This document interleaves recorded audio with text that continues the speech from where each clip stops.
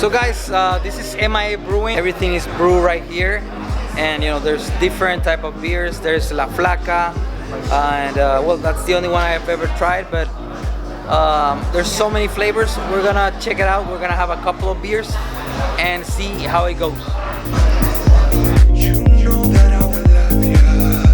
So an interesting fact about this place, guys, is that they